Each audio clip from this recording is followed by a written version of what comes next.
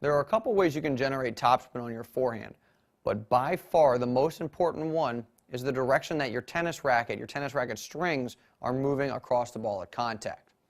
For example, if I swing straight through the tennis ball, this ball is not going to have any topspin, but if I swing up across the back of the ball, this ball is going to have a lot of topspin, and that's despite the fact that my strings are facing the same direction for the flat ball and the topspin ball. So again, it's the direction the strings are moving at contact that influences what kind of spin I'm going to have on my forehand. And that goes for topspin, backspin, whatever.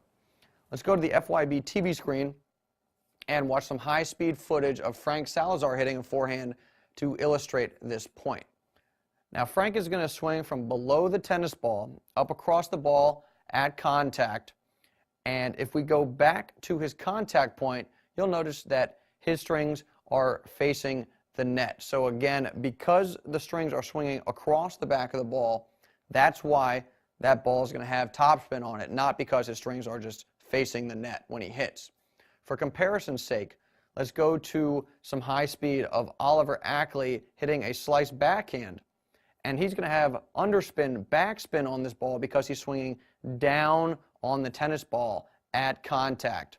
And if we freeze at his contact point, you'll notice that his strings are more or less facing the net as well. So you can hit with backspin and have the strings facing the net, or you can hit with topspin and have the strings facing the net. And let's split screen Frank's forehand and Oliver's backhand to illustrate this point. Frank's swinging from below the ball, Oliver swinging down on the ball, but if we freeze the two shots at contact, the strings are more or less facing the net on both shots, despite the fact that these two balls are going to have the opposite spins on them. What this means for your forehand is you can vary the amount that you swing up across the ball at contact, and that will vary the amount of spin you put on the ball.